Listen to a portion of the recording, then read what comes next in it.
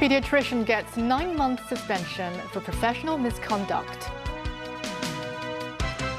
Police arrest 3 in a $130 million drug bust. And mourners continue to turn out at funeral of late Iranian Supreme Leader.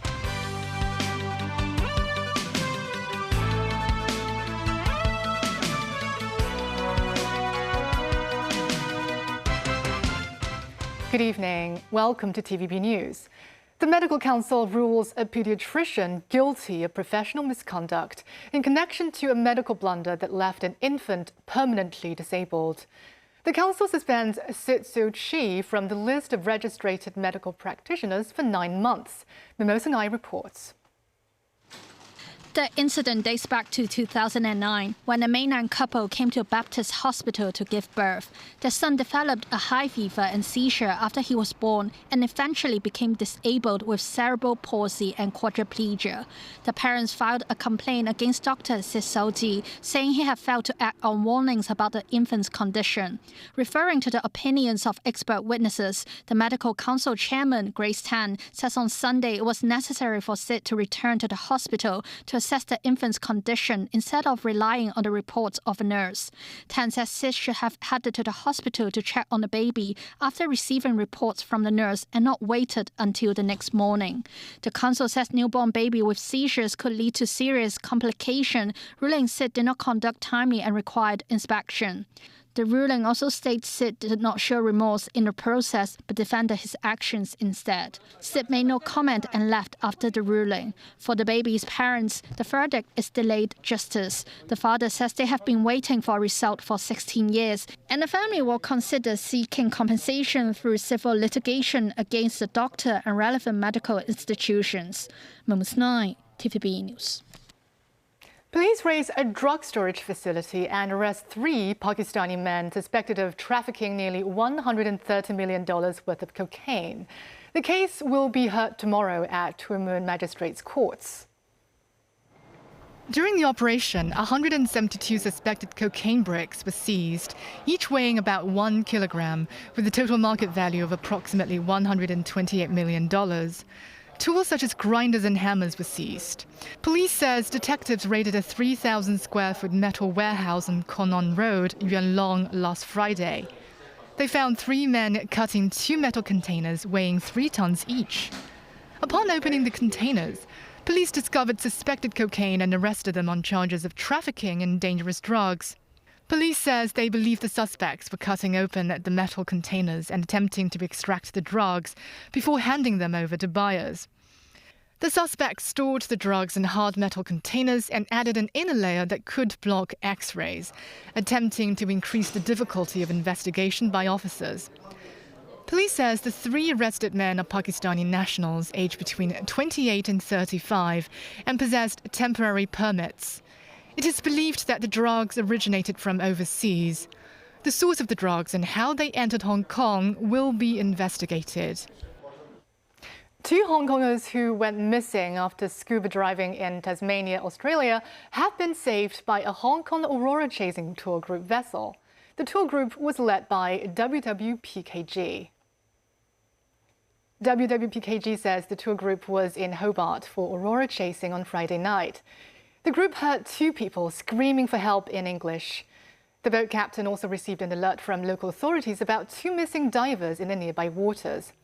According to Tasmanian media, the 2 divers were discovered on shore about 500 meters from where they had been expected to return.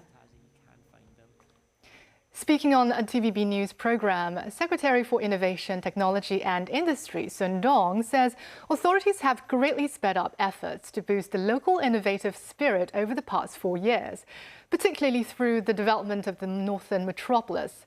This, as the city's innovative chief stresses, the government is determined to strike a balance between rapid AI development and implementing ethical guidelines on its usage. Timothy Lee has more.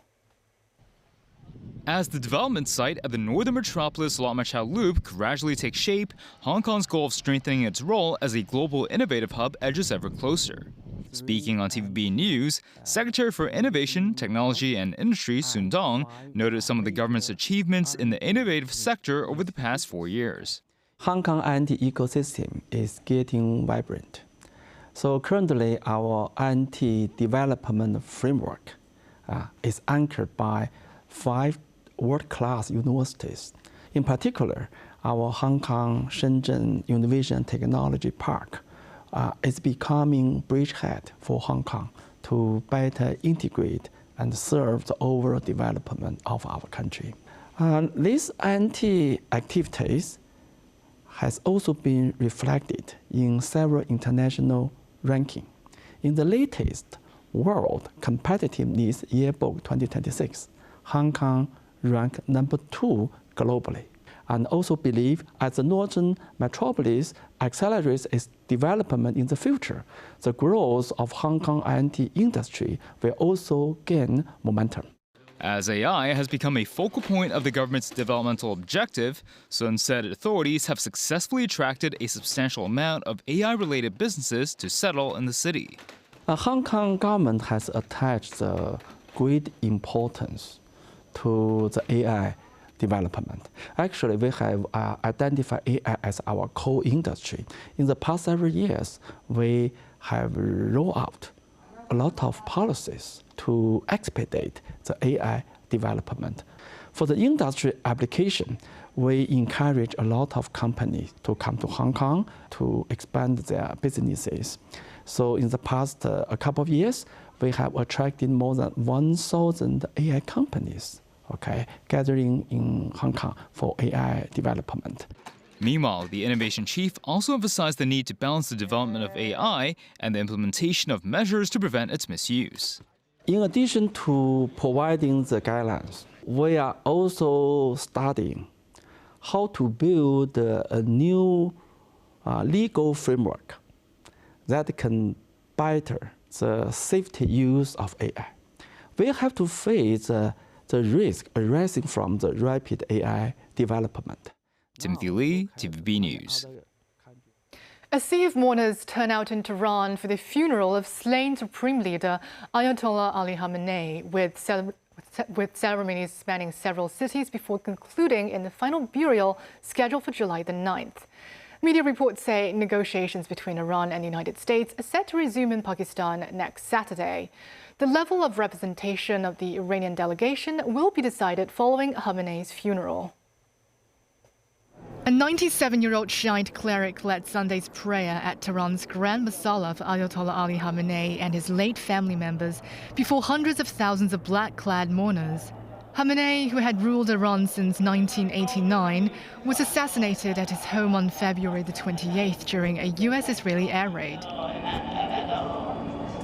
After a day lying in state indoors, the coffin of the slain leader was put on display under glass outdoors, along with those of his daughter, son-in-law, daughter-in-law and granddaughter. One of the mourners said, "We are waiting for revenge for our leader's blood. People are here to pledge allegiance." People were seen chanting slogans, "Death to America," and waving flags as a show of solidarity and anger. Iranian poet Mohammad Rassouli has called for the death of US President Donald Trump, drawing cheers from vast crowds. Rassouli notes, "The world is no longer a good place for Trump." Khamenei's 3 sons, Masoud, Maysam and Mustafa, emerged to attend the elaborate commemorations. Also in hand were a slew of Iranian senior officials. They include President Masoud Pezeshkian, Parliament Speaker Mohammad Bagher Ghalibaf, Revolutionary Guard head General Ahmad Vahidi, and head of the Guard's Expeditionary Quds Force Esmail Khani. But Khamenei's successor, Ayatollah Mojtaba Khamenei, another of his son, was notably absent. The 56-year-old new supreme leader stayed out of public view after reportedly being wounded in the same attack that killed his father. American news outlet Axios quoted Trump as saying Washington could take Iran's leaders all out with one shot, as they were all attending the state funeral. Trump also said he was surprised to see Iranians weeping, remarking, "Maybe it's fake tears." This as Iran's Ministry of Intelligence announced Saturday that they had dismantled 4 terrorist cells linked to US and Israel and seized large quantities of weapons, ammunition and explosives. In addition, Kazem Garibabadi, the Iranian Deputy Foreign Minister for Legal and International Affairs, rejects a UK-France joint statement that describes the Strait of Hormuz as a vital artery for the global economy. Garibabadi declares on X that the security of the sensitive waterway lies solely with Iran and Oman, warning it is not a theatre for trans-regional powers' military display. Pakistan, a key mediator in the US-Iran talks, is set to be hosting the next round of negotiations on July the 11th. Citing unnamed sources, Al Arabiya News Channel reports the focus will be on US sanctions as well as Iran's blocked funds and nuclear file.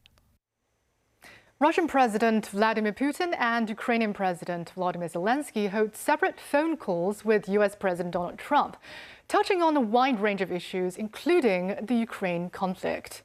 Zelensky says US decisiveness can help end the war with Russia. According to Russian presidential aide Yuri Ushakov, the conversation lasted about 1 hour and 25 minutes and was pragmatic and constructive.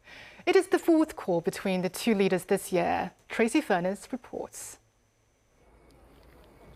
In the ongoing conflict between Russia and Ukraine, 2 people were killed and 39 others injured in an overnight Russian attack Friday on Ukraine's Zaporizhzhia region. This building was one of many damaged in the attack. Emergency crews standing by to rush the injured to hospital. Throughout Friday, Russia launched a series of attacks on the city using drones and guided serial bombs. The strikes came in multiple waves during the day and continued on Saturday overnight. According to authorities, 34 apartment buildings and 37 private homes sustained varying degrees of damage across several districts of the city. This as Russian military commanders told Russian President Vladimir Putin their forces had taken control of Kostiantynivka, a target that Moscow has long sought in its advance through the Donetsk region. Ukraine hit back at Moscow, rejecting Russia's claims that the city has been captured. This as Putin visited Russian military headquarters Friday, directing the action in Ukraine. Putin hailed the capture of Kostiantynivka as a key step towards capturing the nearby cities of Slavyansk and Kramatorsk, the key remaining strongholds in the so-called forest belt of heavily fortified cities in the Donetsk region that remains in Ukraine's hands. Putin also warned that the more strikes Kyiv launches on Russian civilian facilities, the biggest security zone they will need to create in Ukraine. Tracy Furness, TVB News.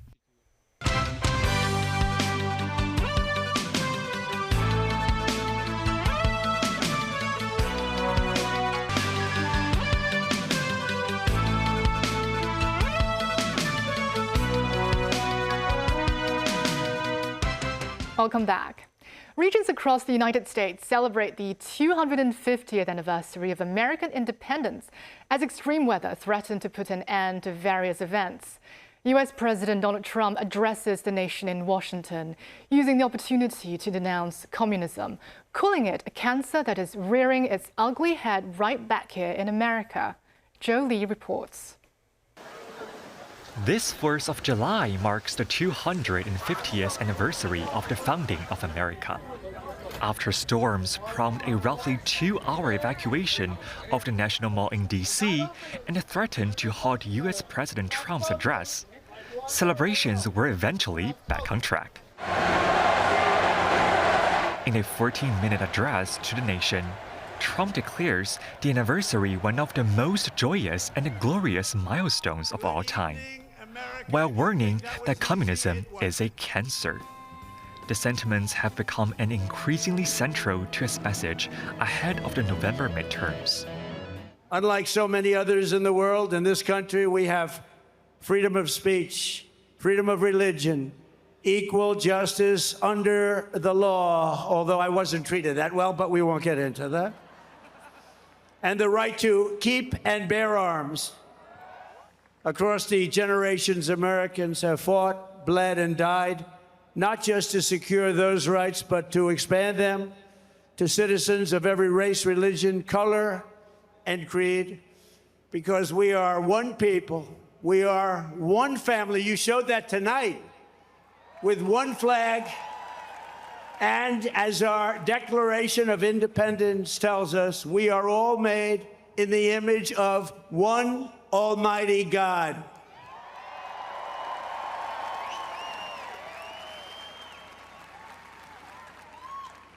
And a communist will never say that. That's for sure. Meanwhile, fireworks lit up skies across the nation from DC to New York. In Washington, crowds watched a firework display from the National Mall.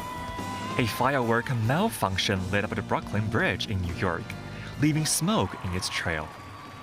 Traffic was closed off as emergency workers rushed to the scene. Earlier in the day, the crowd in New York City gathered as the U.S. Navy's Blue Angels, along with international military forces, staged a massive flyover featuring more than 100 aircrafts. Some left trails of red, white, and blue smoke over the Hudson River. More than 100 international warships and sailing vessels paraded down the Hudson. On board the U.S. Navy vessel USS Kearsarge, Vice President J.D. Vance addressed the crowd, saying some small but loud voices would speak obsessively on America's birthday about its imperfections instead of its greatness. He says these people misunderstand that we all have moments of great power despite those very real imperfections. Despite a jubilant atmosphere across the country, the milestone comes amid deep partisan division, according to recent polls. A recent poll reveals 60% of Americans believe the nation is failing to live up to its founding principles. It also reveals a partisan split regarding the future, with most Republicans feeling optimistic while Democrats expressing the opposite. A separate Reuters poll suggests most Americans believe the 250th anniversary celebrations have become political. The view is shared by 3/4 of Democrats and about half of Republicans. Joe Lee, TVB News. Former House Speaker Nancy Pelosi's husband, Paul Pelosi, leaves a car in major damage following a hit-and-run in California's wine country. Local authorities say the 86-year-old could face misdemeanor charges for the collision.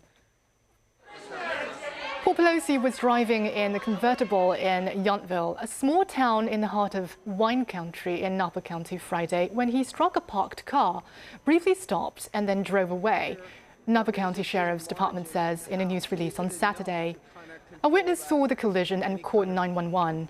The sheriff's deputies later found the octogenarian, who told officers he knew he hit something but wasn't sure when or what caused the damage to his car. Paul Pelosi didn't have any alcohol in his system at the time of the crash and wasn't arrested, and because no one was physically injured. Authorities are recommending a misdemeanor charge for fleeing the scene of an accident. Pelosi is being referred to the California Department of Motor Vehicles to initiate a process common for the elderly to determine whether he is fit to drive. Paul Pelosi pleaded guilty in 2022 to misdemeanor charges of driving under the influence in Napa County and served 2 days in jail. A pastor of a prominent underground church who was detained in China in October has been released, less than 2 months after US President Donald Trump brought up his case when meeting Chinese President Xi Jinping in Beijing. Pastor Ezra Jin arrived in Los Angeles Saturday to reunite with his family, according to a social media post by Francis Hui from the Committee for Freedom in Hong Kong Foundation. A family statement says Jin's release happened very quickly.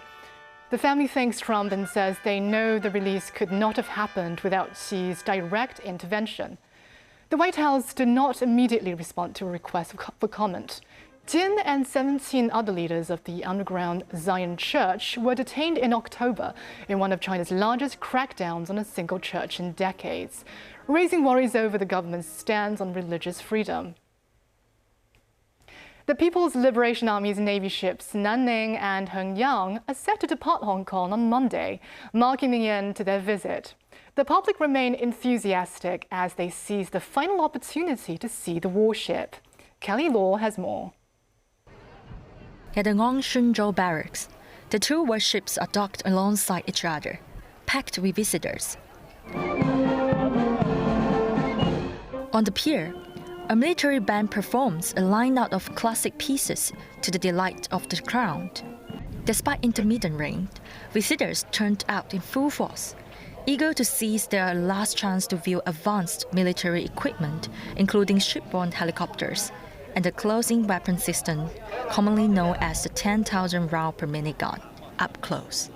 After I stepped in here, I think that the vessels is very big and really give me the sense that the China's Navy is getting much stronger and stronger than before. Like before, we just got some vessels of just 1,000 tons or something, and nowadays China's Navy is already getting very much stronger, and I think I'm very proud and patriotic about that. Some visitors who have witnessed the evolution of the Chinese army over the years expresses great delight at the significant advancement in military equipment. A retired veteran says he served in the military from 1964 to 1979, and returning to the barracks made him feel like he's returning home. While recalling the hardships of the past, he noted with pride the troops of today are equipped with powerful modern weaponry. The PLA Hong Kong garrison marks the close of the final open days with a semaphore signaling goodbye, putting a fitting end to the exchange. The Transport Department says special traffic arrangements will be in place during the vessel's departure. 5 outlying island ferry trips may be delayed or cancelled. Passengers are advised to plan ahead. Kelly Law, TVB News. And that's the news. Thank you for watching.